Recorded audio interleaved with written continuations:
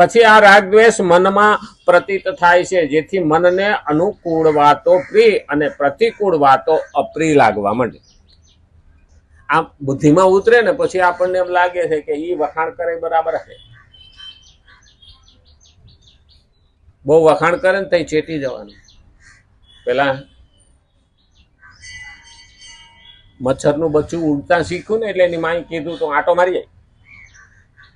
હા, મને ખ્યાલ આવી જાય. એટલે પેલી ફ્લાઇટ ઉપડી મચ્છરની, આંટો મારવા નીકળ્યું સમાજમાં, આંટો મારીને આવ્યું એટલે એની માએ પૂછ્યું, બેટા કેવું રહ્યું? કે લોકો તાલીઓ પાડતા, લોકો તાલીઓ પાડતા હતા, મારો અવાજ આવે ને એટલે. તો કે બેટા એનાથી ચેતવાનું, જો તાલી પાડવામાં વૈસે આવી ગયું ને તો રામ રમી જાય. મચ્છરને મારવા તાલીઓ પાડે એટલે બે હાથની વચ્ચે આવી ગયું, હાથની વચ્ચે તાલી પાડવામાં આવી ગયું તો તારું મૃત્યુ નક્કી છે. એને આપણને લાગે હો કે બહુ જયારે તાલીઓ પાડતા હોય ને તે ફૂલાઈ જવું નહીં, નહીતર પડતી શરૂ થાય. અહમ પોસાય ને ત્યારે માણસ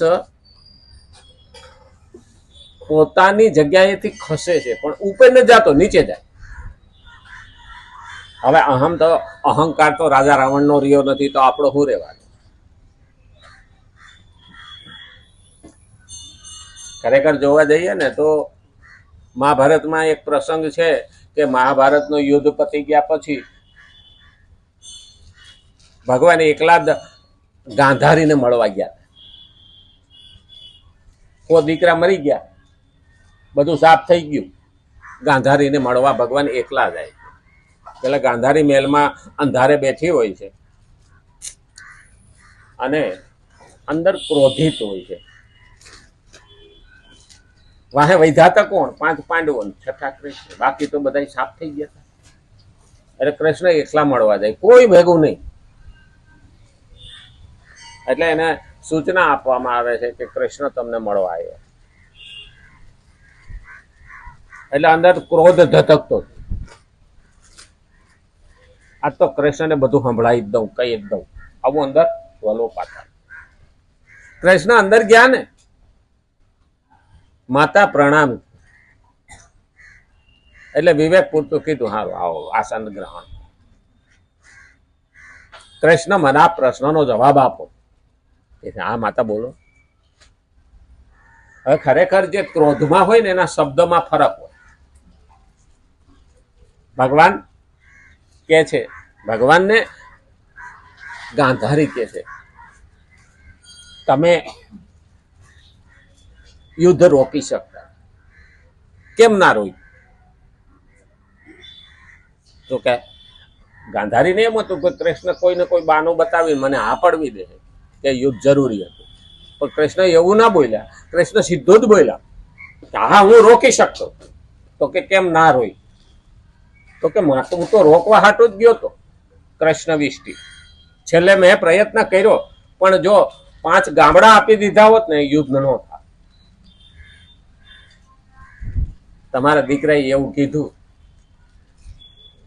કે હોય ને અણી જેટલી હું જગ્યા ના આપું. પણ એ એમને દુર્યોધન અભિમાની થયો નથી. તો કેમ? તો ભરી સભામાં તમે પણ બેઠા હતા, ભીષ્મ પિતા પણ બેઠા હતા, દ્રોણાચાર્ય પણ બેઠા હતા. દ્રૌપદીના ચીરહરણ થતા ત્યારે દીકરાને કઈ હિકા પડે. હાલો ત્યારે પણ યુદ્ધનું તો મંડાણ થઈ જ ગયું. પણ જ્યારે નાનો હતો અને અતિ પ્રેમમાં તમે એ 5 વર્ષના છોકરાને સંસ્કાર ના આપ્યા ને, એટલે એ અહંકારીને હઠીલો થયો અને એ અધર્મને રસ્તે ચાલતો હતો. પણ તમે પ્રેમમાં પુત્ર મોહમાં એવા આંધળા હતા કે તમને એના અવગુણો દેખાતા નહોતા. આ એનું પરિણામ. ખરેખર જોવા જઈએ ને તો કૃષ્ણએ બહુ મોટી વાત કહી નથી કે ઓયલો તો જન્મથી આંધળો હતો, ઘરવાળો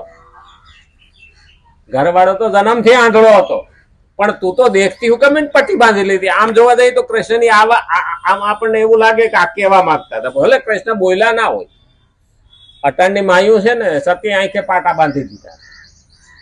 એક ઈયળનો ખાધેલો હોય, હવે એને એવો લાડમાં ઉછે ને પછી એના અવગુણ પણ એની માને દેખાતા નથી.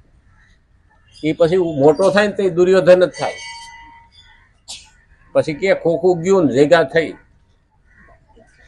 હા, ડોહલા નડે પછી ખોખું લાગ્યા. કારણ એમાં સંસ્કારોનું સિંચન તો એની માં જ કરી શકે. 7 વર્ષનું બાળક થાય ને ત્યાં સુધીના એની માં એની ગુરુ છે. ખરેખર અહંકારી દુર્યોધન બન્યો. એને જો નાનેથી સંસ્કાર હોત ને અને ધર્મનું જ્ઞાન હોત ને તો એ અહંકારી બનત નહીં. અને અહમ જ નડે. ભગવાને એને દુર્યોધનને પણ કહ્યું હતું, દુર્યોધન ધર્મને રસ્તે હાલ. તો પણ દુર્યોધન શું બોલ્યો હતો? જાનામી ધર્મસ્ય ન ચ મે પ્રવૃત્તિ. હું તો ધર્મને જાણું છું પણ મારા જીવનમાં લાવી શકતો નથી. જાનામી અધર્મસ્ય ન ચ મે નિવૃત્તિ. હું અધર્મને જાણું છું પણ એને હું છોડી શકતો નથી. બસ આપણને તકલીફ અહીંયા નડે. જ્યાં લાલચ ઘૂસી, લોભ ઘૂસ્યો, મોહ ઘૂસ્યો, અભિમાન ઘૂસ્યું, ત્યાં આપણે છોડી શકતા નથી. હું કોણ? હું તો વળી આમ કરતો હોય, હું તો વળી આમ કરું. ઊંચા ઊંચા તો સબ ચલે, નીચા ચલે ને કોઈ એક બાર જો નીચા ચલે તો સબ સે ઊંચા હોય. અને એટલે કીધું અહમ, જેથી બુદ્ધિમાં સિદ્ધાંત વગેરેને લીધે પોતાની માન્યતા પ્રિય અને બીજાઓની માન્યતા અપ્રિય લાગે છે. કોઈ પણ કોઈને માનતો હોય એને કંઠી તોડવાની નથી, નવી કંઠી બાંધવાની નથી. તું જેને માનશો એને તારે છોડવાનું નથી. પછી માતાને માને, ગોગાને માને કે હુરધનને માને, તું જેને માનશો, પણ માનશો એ બરાબર છે કે નહીં એ ચકાસવાનો રસ્તો એટલે ભગવદ્ ગીતા. હું જેને માનું છું એ બરાબર કરું છું કે નહીં, યોગ્ય છે કે નહીં, એને ચકાસવાનો આ રસ્તો છે, આ લેબોરેટરી. ભગવદ્ ગીતા કહે છે કે તારે કેમ કરવું, શું કરવું, કેવી રીતે કરવું. દરેક રસ્તા જુદાય છે. અમદાવાદમાં આવવા માટે 150 રસ્તા છે. નાની કેડીઓ એ છે પણ આવીએ તો અમદાવાદમાં જ છીએ. નાની પગદંડી પણ છે. એમ ભગવાન પાસે જવા માટે અલગ અલગ રસ્તાઓ હોય છે. બહુધા દેવ, બહુસંખ્યક દેવ છે આપણી પાસે. આપણે ત્યાં એક જ રસ્તો છે નહીં, અનેક રસ્તેથી આવી શકાય છે. ભગવાન પાસે જઈ શકાય. અને એના માટે આપણા ભક્તો રસ્તો બતાવી ગયા છે, ભાઈ આ રસ્તે આવેલો જા.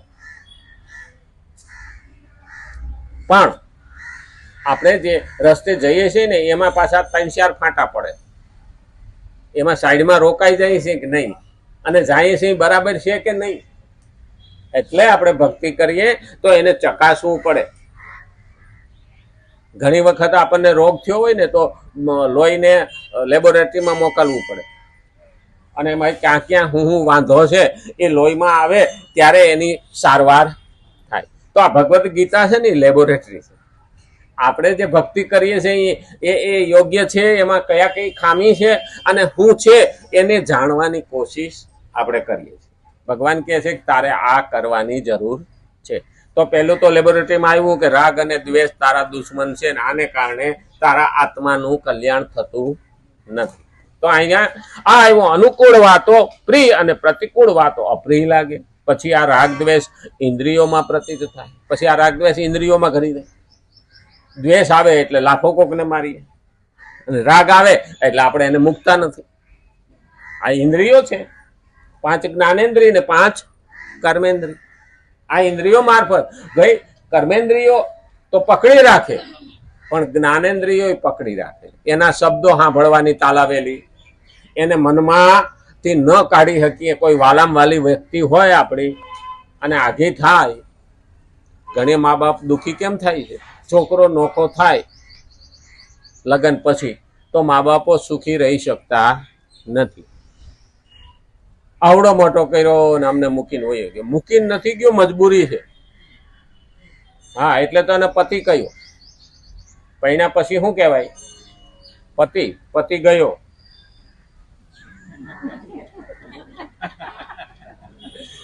બહુ મોટું નહીં? હા, પૈણીને આવે હવે જો એનું કેવું ન કરે તો હું કે માવાડીઓ છે, અને ઘરવાળીનું કેવું કરે તો વહુ ગેલો છે. આ ખરેખર આ બે ઘંટીના પડવસાર પીસાય હો. અને તોય શું કે નોખો થયું. આપણે જેટલો રાગ રાખીશું ને એટલા દુઃખી થઈશું. ભાઈ આગળથી આગું છે ચલી આતી છે. આપણે નોખા થયા હતા ને એ નોખા થાય એમાં નવું શું છે?